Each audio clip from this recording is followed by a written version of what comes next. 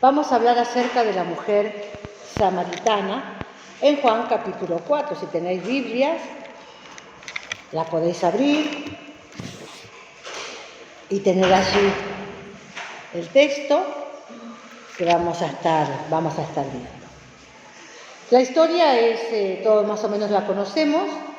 Jesús iba camino de Jerusalén, pero decidió pasar por Samaria. Allí él se sentó junto a un pozo de agua. A las 3 de la tarde más o menos llegó una mujer que sacó agua y Jesús le pidió que le diera de beber. La mujer se sorprendió por varias razones que vamos a ver y le dio agua, estuvieron charlando un rato.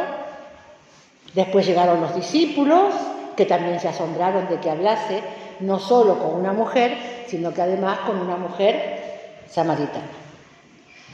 Pero Jesús tenía un propósito. Él no hace nada improvisado.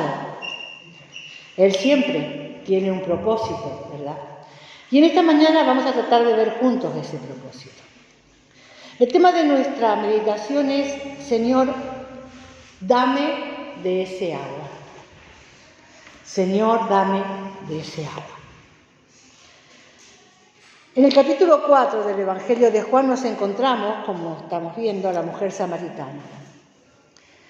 Jesús llega, habla con ella y transforma su vida. El apóstol Juan le dedica 42 versículos a este encuentro. Un encuentro realmente asombroso, de gran importancia. Una sesión muy significativa en la Escritura y que en esta mañana va a hablar a nuestro corazón. El pozo de Jacob. Este es un pozo que Jacob había abierto, ¿verdad? Lo encontramos en Génesis 33, 18 y 19. Allí también se había levantado un altar, ¿verdad?, con el nombre de él, Eloé Israel, que significa el Dios de Israel. Bueno, allí pues los samaritanos pues iban a buscar el agua. Ese lugar fue en realidad una propiedad del hogar de Jacob. En tiempos de Jesús, sin embargo, nos dice de que este pozo estaba situado en Samaria y que era bastante sorprendente de que Jesús hubiese pasado por ahí, era inusual. ¿Por qué? Porque los samaritanos y los judíos no es que fueran precisamente muy amigos, no se tenían mucho cariño, ¿no? Es más, si los judíos tenían que ir a Jerusalén, preferían pasar rodeando todo el desierto antes de pasar por Samaria, que era mucho más corto. Sin embargo, Jesús decidió pasar por Samaria. Los judíos consideraban a los samaritanos impuros, ¿verdad? No querían tener relación con ellos. En los tiempos de Jesús, el judío no pasaba por Samaria, no tenía una relación con los samaritanos. Pero dice que Jesús deliberadamente, Jesús rompe con este convencionalismo, con esta tradición, y pasa por Samaria. En Juan 4:4 dice que le era necesario pasar por Samaria. Aquí vemos muy claro que Jesús tenía un propósito que cumplir. Y esto requería que viajara a través de Samaria, que se detuviera en el pozo de Jacob, que conversara con esta mujer y que le revelara su identidad y su misión. Es realmente asombroso y es realmente impactante lo que Jesús hace con esta mujer. Que yo creo que si se leyese la palabra de Dios, pues no habría que estar elaborando tantas banderas. Simplemente tendríamos que seguir el ejemplo de Jesús el cual dignifica al ser humano y a la mujer específicamente en este día.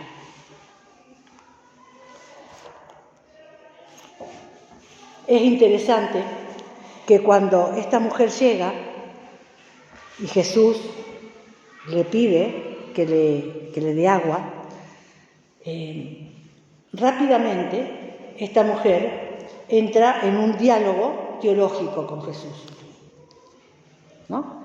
¿Cómo tú, siendo judío, me pides a mí que te dé de beber?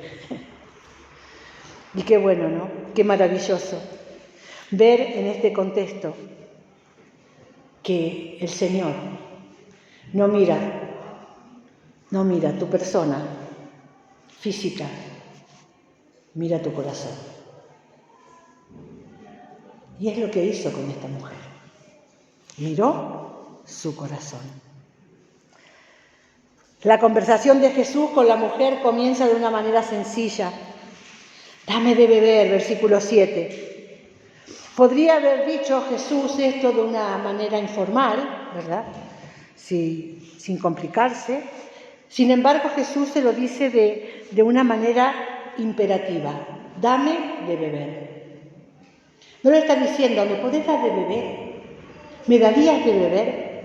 ¿Me prestarías el casito para beber? No.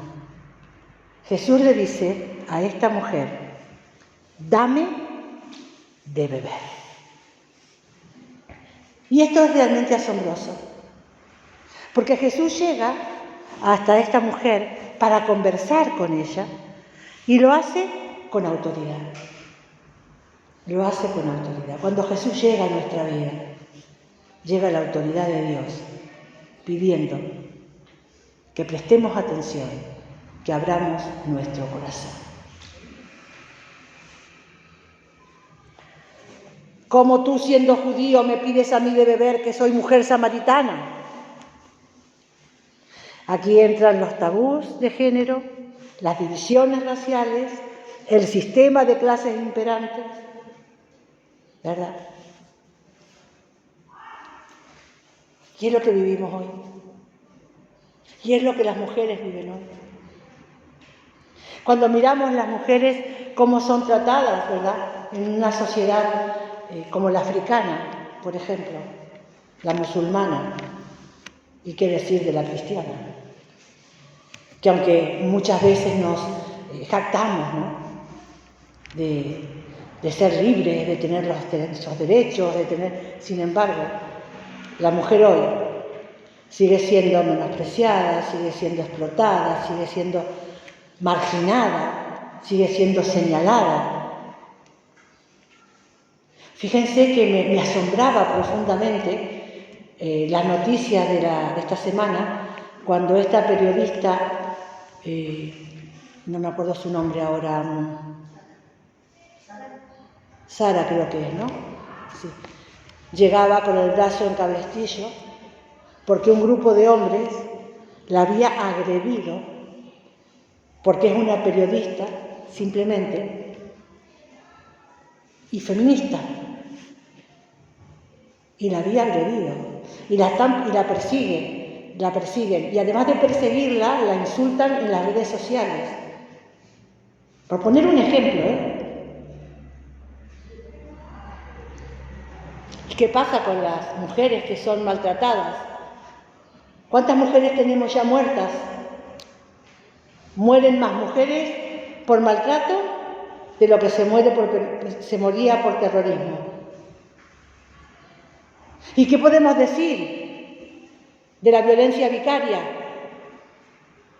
El maltrato a la mujer a través del maltrato a los hijos. ¿Qué podemos decir de las mujeres que trabajan, ¿verdad? Y que son tratadas como si tuvieran la obligación de hacer las cosas sin dignidad. Cuando llegan las personas, ¿verdad?, a ayudarnos, las tratamos como sirvientas, no como ayudadoras.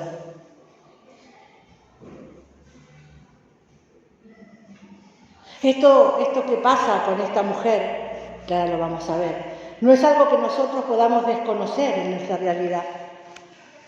Hay una realidad que nos mantiene siempre en un escalón inferior. ¿Y saben una cosa? ¿Saben una cosa? Que el problema no está en el hombre solo, porque la peor enemiga de una mujer es otra mujer. Y esto es así, esto es así. No debería ser así en la comunidad cristiana, pero también lo es. ¿Cómo tratas a tu prójimo? ¿Cómo tratas al que se acerca a ti? ¿Qué muestra tu carácter? ¿Muestra a Cristo? En la bondad, en el amor, en la paciencia, en la solidaridad. Que es muy actual esto que estamos viendo de la mujer samaritana en este Día Internacional de la Mujer.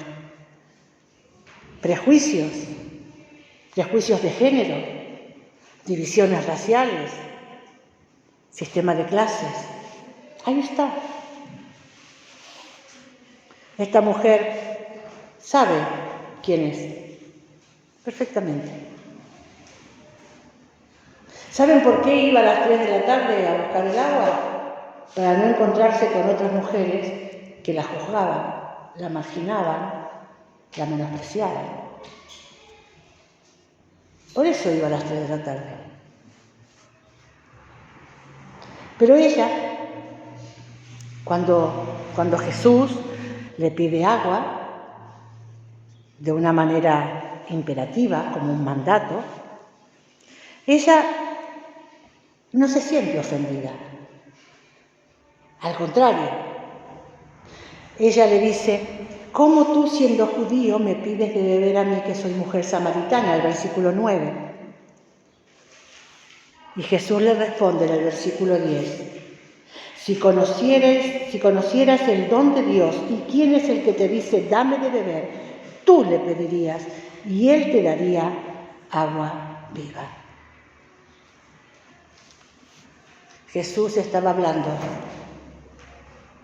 de un mensaje que iba a dignificarla, que iba a volverla al lugar que nunca debió dejar, donde iba a ser nuevamente amada y reconocida.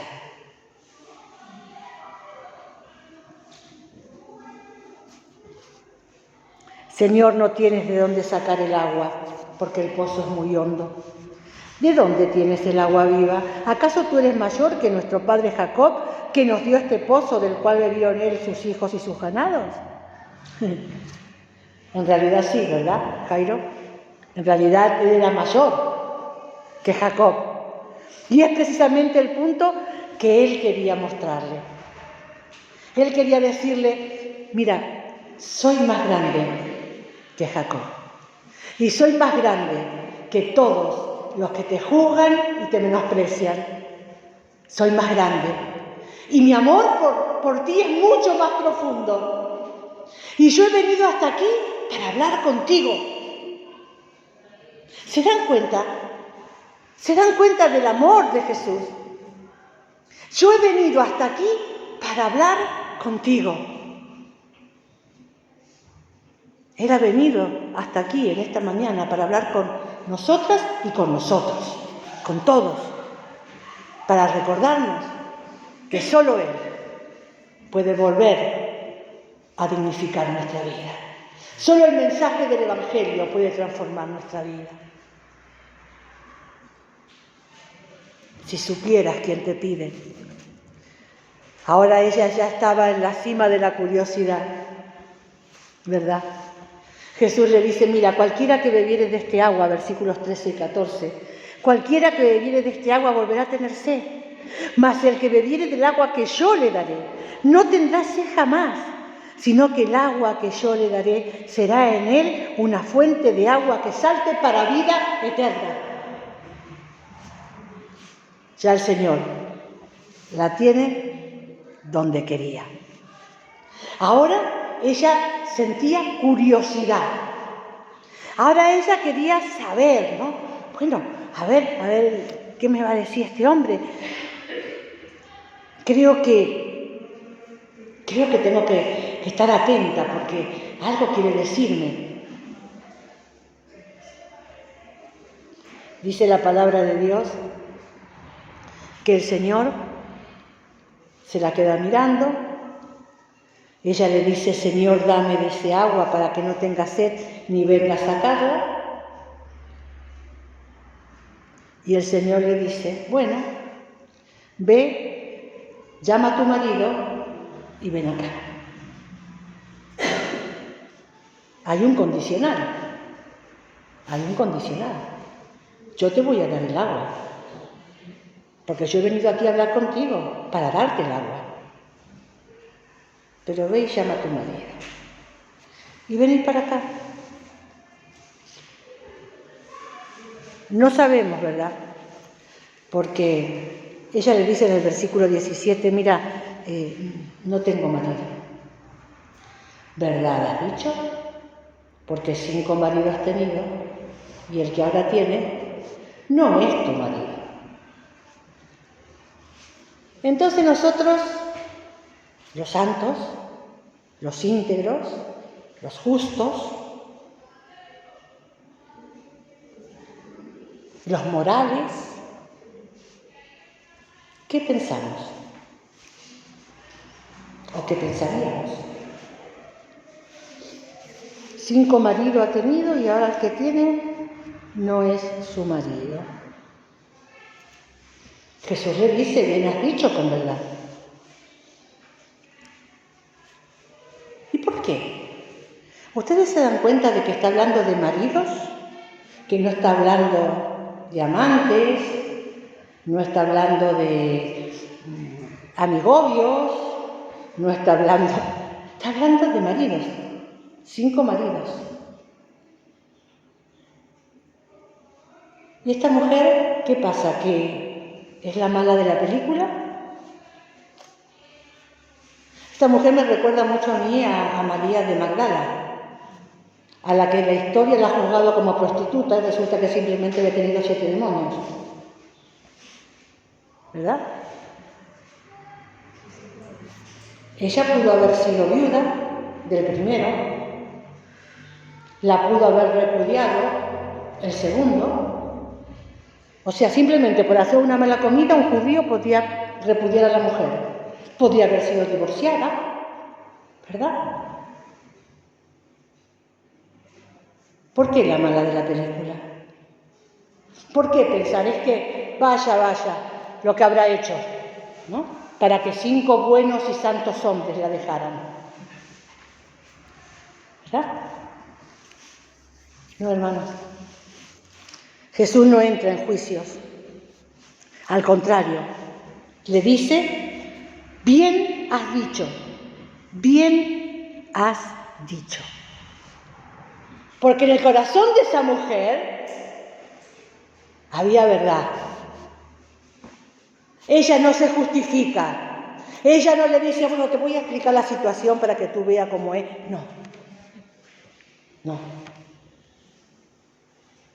Habla con verdad. Y para poder acercarnos a Jesús, que conoce nuestra vida y nuestro corazón, tenemos que hablar con verdad.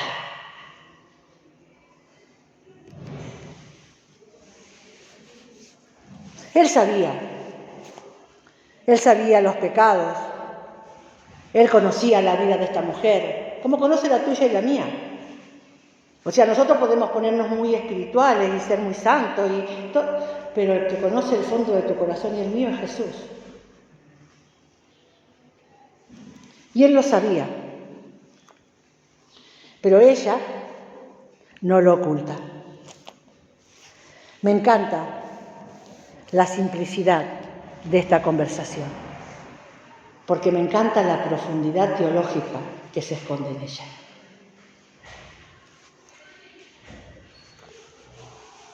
Jesús vuelve otra vez cuando ella intenta seguir la conversación y le dice, bueno, pero es que nuestros padres nos dijeron que debíamos adorar aquí.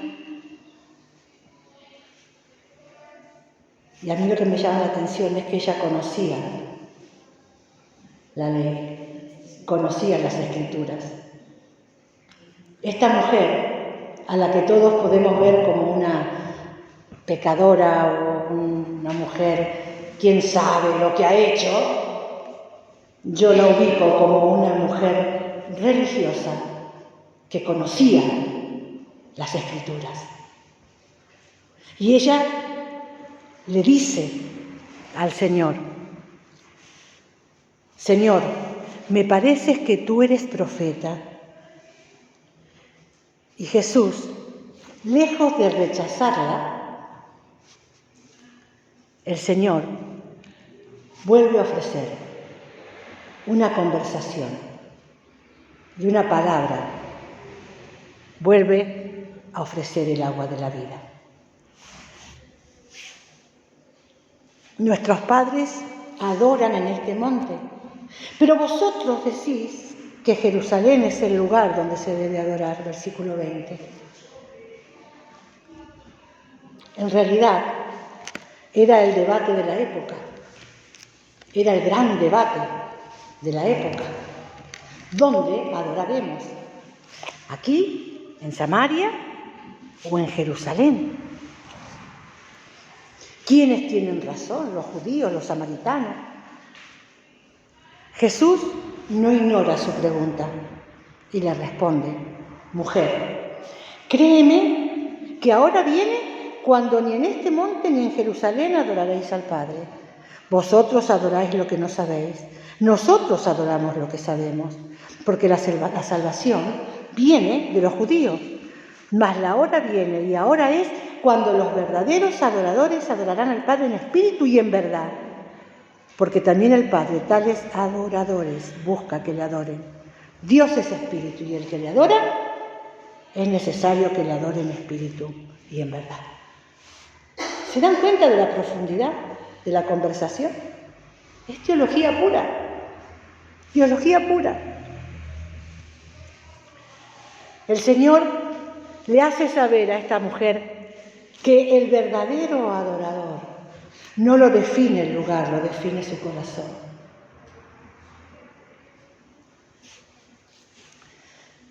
El Señor también deja claro que la tradición se equivoca, que la tradición es falsa.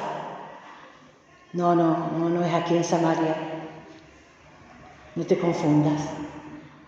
La salvación viene de los judíos, por lo tanto es Jerusalén. Tercero, el Señor la está llevando a una máxima revelación.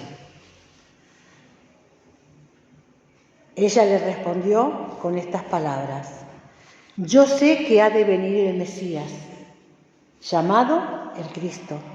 Cuando Él venga, nos va a declarar todas las cosas, versículo 25. ¿Conocía ella la Escritura? ¿Conocía la Escritura? No era cualquier mujer, no era una mujer sin preparación, no era una mujer marginal, como se nos quiere hacer ver tantas veces en tantas predicaciones. Anda que la samaritana no era nadie.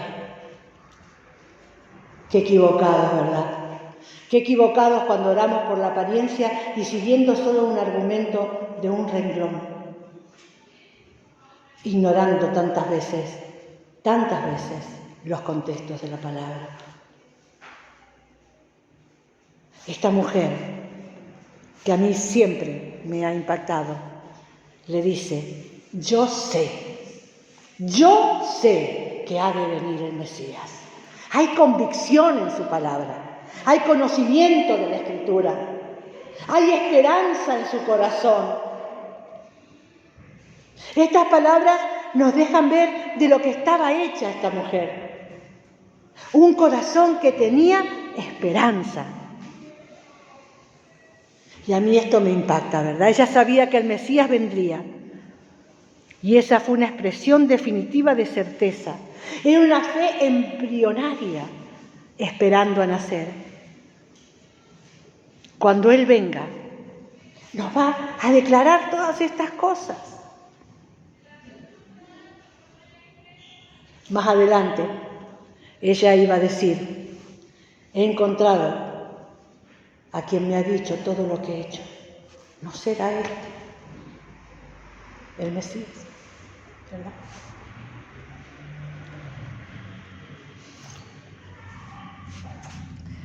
Qué importante.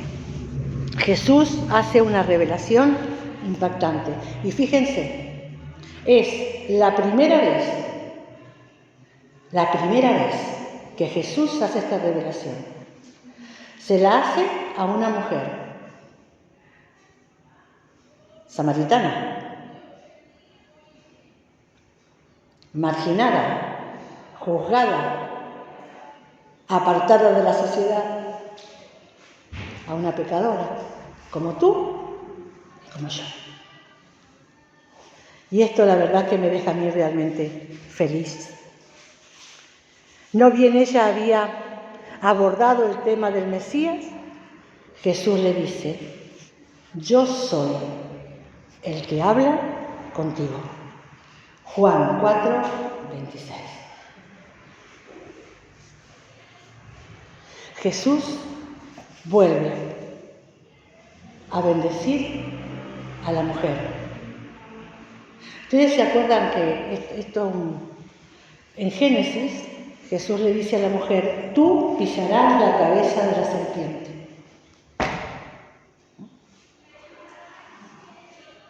Y las revelaciones más grandes,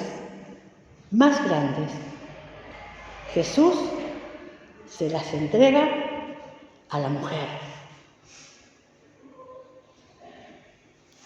Primero, elige la mujer, a María, para traer a su hijo al mundo. Dios elige a María.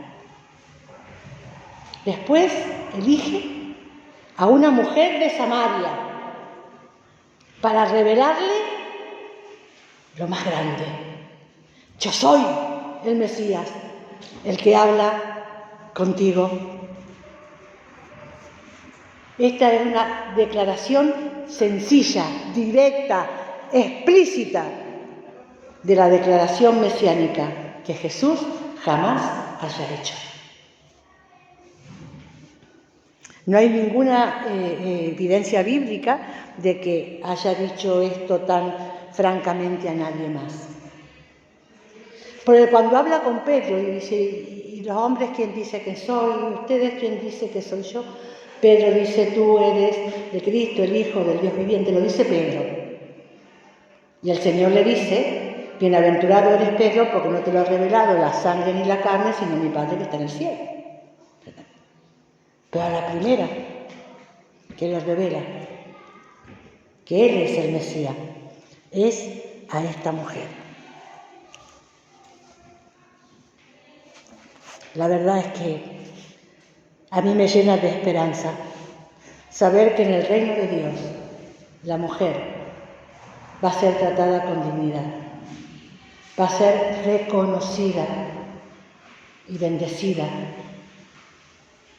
A mí me llena de ánimo, de aliento, saber que Jesús puede confiarnos grandes revelaciones a las mujeres. Que no debemos sentir que no somos nada. Somos para Dios importantes. Y Él nos bendice. Esta mujer, al recibir esta revelación, ¿verdad?, toma una decisión: salir corriendo y anunciar el mensaje. Estaba disfrutando del resplandor del perdón, del reconciliarse con su dignidad, y esto no podía tenerlo callado. Y sale corriendo y habla con los ciudadanos, con su pueblo, con la gente. Vengan, he encontrado un hombre que me ha dicho todo lo que yo he hecho, vengan. Y dice que todos fueron a ver a ese hombre. Y muchos de los samaritanos de aquella ciudad creyeron en él por la palabra de la mujer, que daba testimonio diciendo: me dijo todo lo que he hecho. Qué hermosa palabra, qué convicción que esta mujer tuvo en su corazón al recobrar su dignidad, al sentirse perdonada y amada. Qué hermosa revelación del Señor, mujeres de Dios. No hay nada que Dios no pueda perdonar. Él nos ama con amor inagotable. Y como mujeres de fe, y como iglesia, como comunidad, hombres y mujeres, podemos caminar hoy, celebrando el Día Internacional de la Mujer Trabajadora, con gratitud en nuestro corazón. La influencia de esta mujer rápidamente se esparció de Samaria a Jerusalén, ¿verdad? Y de allí, Hechos 1:8, hasta lo último de la tierra. Hermanos, valoremos a las mujeres de fe, a las mujeres que obran verdad en sus corazones. Demos testimonio del amor de Dios en nuestras vidas, pero no de palabrita, no Dios te ama, no, con tus actitudes, con tus hechos. Como mujer de Dios, muestra el amor de Dios en tu trato con el otro, en tus palabras. Como mujer de Dios, anuncia el mensaje del reino, como lo hizo esta mujer. Y caminemos con gratitud. No hay duda que en esta mujer se revelan muy bien las palabras de 2 de Corintios 5:17. Si alguno está en Cristo, nueva criatura es. Las cosas viejas pasaron y todas son hechas nuevas. Dice Gálatas 3:28 de que no hay ni judío ni griego, ni esclavo ni libre, ni mujeres ni hombres, sino todos somos uno en Cristo. Creo que efectivamente la aldea de Samaria, de Sicar, llegó a ser un centro de evangelización mundial, un testimonio que se inicia con una sencilla conversación, donde se habla la verdad, donde se experimenta el amor, donde se recobra la dignidad y donde Dios se hace presente. Que esa sea nuestra experiencia también. Que el Señor bendiga su palabra.